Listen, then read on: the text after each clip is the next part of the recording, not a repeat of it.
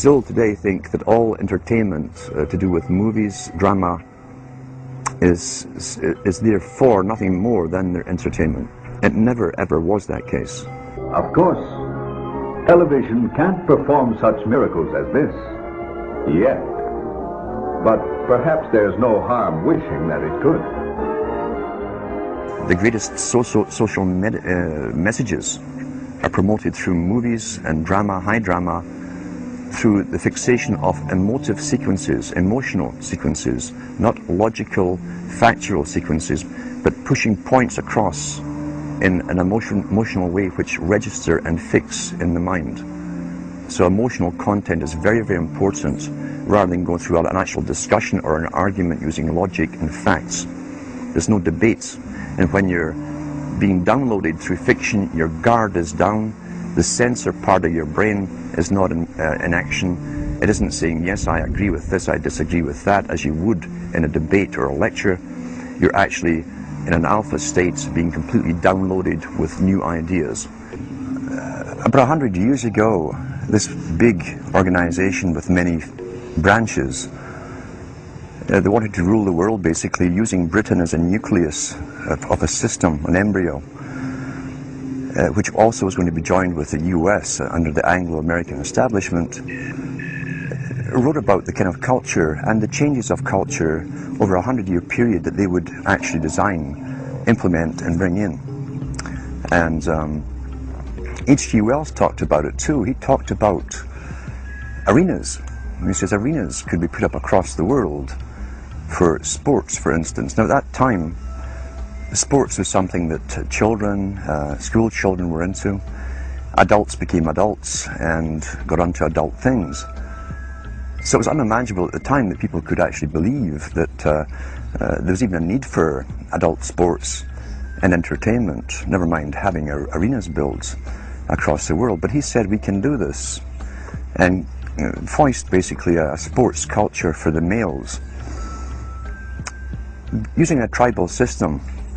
We're all tribal to an extent. That's why we even bother to vote for a tribal leader. This is well understood. That's why we're supplied with these leaders. And because the average man was to become more disengaged from his own destiny as the expert class arose, it was decided that the males would get their outlet basically, gradually becoming helpless as males through sports. Therefore they'd have a tribal team they could identify with. They could cheer them on as they were winning.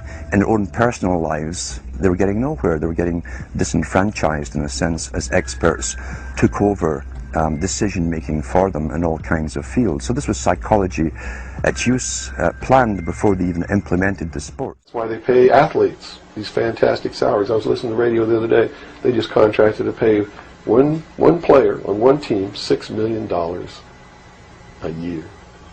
Can you believe this? And why is that? It's the Roman circus. What does the emperor do when the people become restive, and when the people are asking questions, and when the people don't like the policies of the emperor? He sends them to the circus. He creates a circus. He builds a giant coliseum. And he begins to throw the Christians to the lions. And he has great chariot races and football games and basketball games, all to keep the idiots preoccupied with things that don't mean anything in the scheme of the entire world, so that they don't have the time to learn what the truth is, so they don't ever get smart enough to learn how they're being manipulated, so they don't ever question the emperor. The first television set was fired up in the 1920s, after basically being in development since the mid-1800s. Of course, movies were still being created and viewed since the 1890s using different means, but it wasn't until the late 1920s when live broadcast television programming began. The first American news broadcast was in 1930. Since then, we have been heavily brainwashed and dumbed down, and now there are more TVs than people in the average American household. The same goes for Canada, the United Kingdom, and many other countries. If we're not watching TV on our TV, then we're watching it on our phones, our tablets, our computers. We're constantly saturated in mainstream media content and subjected to numerous techniques for mental conditioning. The following video is an attempt at helping you understand some of these techniques. Being aware of what's happening and fully acknowledging it is the only way to free yourself from it. Psychological warfare has been waged against America for much of this century. This war for the mind of the public has been facilitated by the emergence of mass media and the transformation of American education by behavioral psychologists.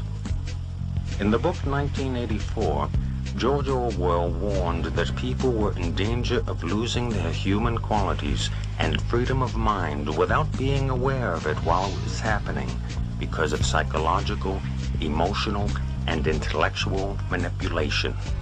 Mind control.